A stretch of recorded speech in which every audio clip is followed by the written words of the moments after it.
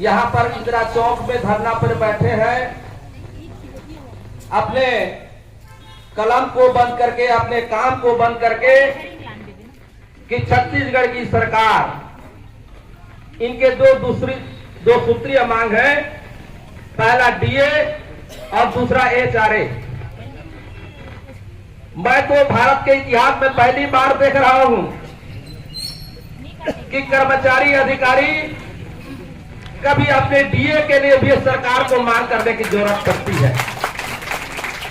ये छत्तीसगढ़ की दुर्भाग्य है, ये छत्तीसगढ़ की जनता की, यहाँ की अधिकारी कर्मचारी के लिए बड़ी दुर्भाग्य की बात है कि आज हमको इस शासन के अभिन्न अंग जो अधिकारी और कर्मचारी होते हैं, ऐसे अधिकारी कर्मचारियों के साथ छत्तीसगढ़ में बैठी कांग्रेस सरकार आज आंदोलन करने के लिए इन अधिकारी कर्मचारियों को बाध्य कर रहा है।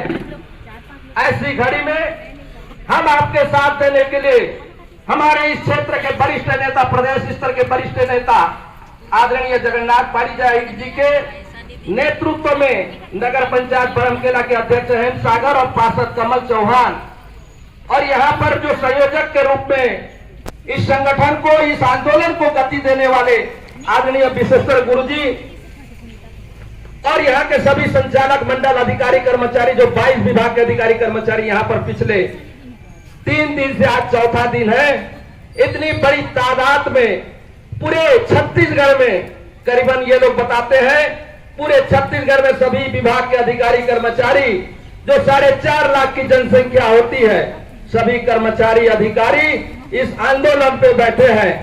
फिर भी इस सरकार को आज 4 दिन हो गया, 4 दिन हो गया, उनके संज्ञान में अभी तक नहीं आया कि मेरे जो अपने कर्मचारी हैं, जिनके मैं बदौलत राजतंत्र चलाता हूं, और वो कर्मचारी कहां पर है, उनसे संवाद करने की जरूरत भी इन्होंने महसूस नहीं किया है। ऐसे असंवेदनशील सरकार को इसी तरह के कार्यक्रम और आंदोलन करके हम उसको चेता सकते हैं, और इसलिए हम सबने भी भारतीय जनता पार्टी के हमारे वरिष्ठ नेता के नेतृत्व में आप सबों के साथ हमेशा खड़े रहेंगे। मित्रों, कांग्रेस के लोग ये कहा करते हैं छत्तीसगढ़ में भूपेश है तो भरोसा है, ये कांग्रेस के लोग ये कहते हैं। मैं पूछना चाहता हूं इस कांग्रेस के यहाँ के विधायक को, इस कांग्रेस के यहाँ के जनप्रतिनिधि को मैं पूछना चाहता हूं, अब भी आप लोग आस लगा के बैठे हैं कि छत्तीसगढ़ में भूपेश है तो भरोसा है? जरा इस मंच में आइए और अपने औकात को दिखा के इनके आंख में आंख मिला करके, इन अधिकारी कर्मचारी के आंख में आंख मिला करके बात करिए कि भूपेश है तो भरोसा है। मित्रों, भूपेश अपनी भरोसा को इस छत्तीसगढ़ जनता से विश्वासघात कर दिया है। आज पिछले 4 वर्ष में अनेक प्रकार के आंदोलन हो रहे हैं छत्तीसगढ़ में। कभी सभी सफाई कर्मचारी लोग आंदोलन कर रहे हैं, कभी अनियमित कर्मचारी लोग आंदोलन कर रहे हैं, कभी आंगनबाड़ी कार्यकर्ता के लोग आंदोलन कर रहे हैं, और इस पूरे 4 साल में केवल आंदोलन ही आंदोलन भूपेश सरकार ने दिया है।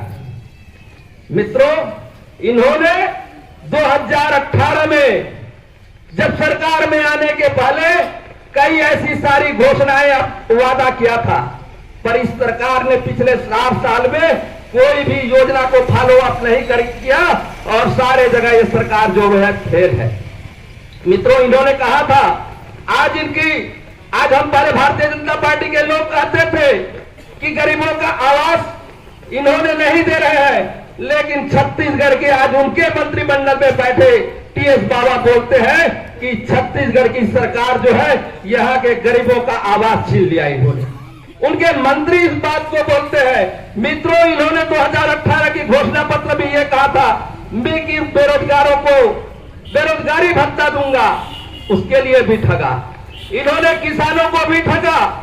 मित्रों, बताना चाहूंगा कि आज जो किसान जिसके पास 5 एकड़ जमीन है, उसका जमीन जो है इन्होंने रकबा कटौती कर दिया, क्योंकि उनका सोच था, उनका मंशा था कि मेरे को कम धान खरीदी कैसा करना पड़े।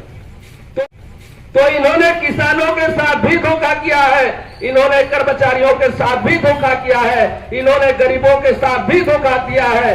तो सभी कार्यक्रम जो है इस छत्तीसगढ़ के भूपेश सरकार के जो है खिलाफ कार्यक्रम है। कहीं पर भी इन्होंने जनता का विश्वास नहीं जीत पाया और ये सोच रहे हैं कि मैं अभी छत्तीसगढ़ में जो कर्मचारी अधिकारी लोग जब बैठे हैं इनके बात नहीं सुनूं, क्योंकि मैं 2023 में चुनाव आने वाला है। क्या ये वही चाहते हैं क्या 2023 के जन घोषणा पत्र में इन अधिकारी कर्मचारी के जो 34% डीओ को पूरा करने के लिए जन घोषणा पत्र तैयार करने वाले हैं क्या? मैं छत्तीसगढ़ की कांग्रेस सरकार से पूछना चाहता हूं, इनकी हक की मांग है। ये कोई अन्यत्र आप अपना तनख्वाह बढ़ा लेते हैं, अपना वेतन बढ़ा लेते हैं, पर इन कर्मचारियों के लिए आप कहां रहते हैं? तो मैं छत्तीसगढ़ के इस असंवेदनशील सरकार को इस मंच के माध्यम से यह कहना चाहता हूं कि छत्तीसगढ़ में जो कर्मचारी बैठे हैं वो आप आंदोलन कर रहे हैं, वो इस बात के लिए इस बात को तत्काल पूरा करें, नहीं तो यही कर्मचारी अधिकारी और छत्तीसगढ़ की जनता से आपका विश्वास खत्म हो चुका है। और 2023 के चुनाव में आपको इस छत्तीसगढ़ की जनता ने आपको फिर यहां से इस कुर्सी से हटा देगा। इसी भावनाओं के साथ मैं आपसे मांग करता हूं कि छत्तीसगढ़ में जितने भी कर्मचारी अधिकारी यहां पर बैठे हैं इनका जो है 34% डीए की पूर्ति और हाउस रेंट अलाउंस, इसको जो है 7वां वेतनमान के आधार पर जो हाउस रेंट अलाउंस देते हैं उसको भी तत्काल पूरा करें। और नहीं करेंगे तो हम इन कर्मचारियों के साथ हमको जहां भी जाना पड़ेगा, भारतीय जनता पार्टी के एक एक कार्यकर्ता तैयार रहेगा और आप लोगों का साथ देगा। धन्यवाद। जय हिंद, जय भारत।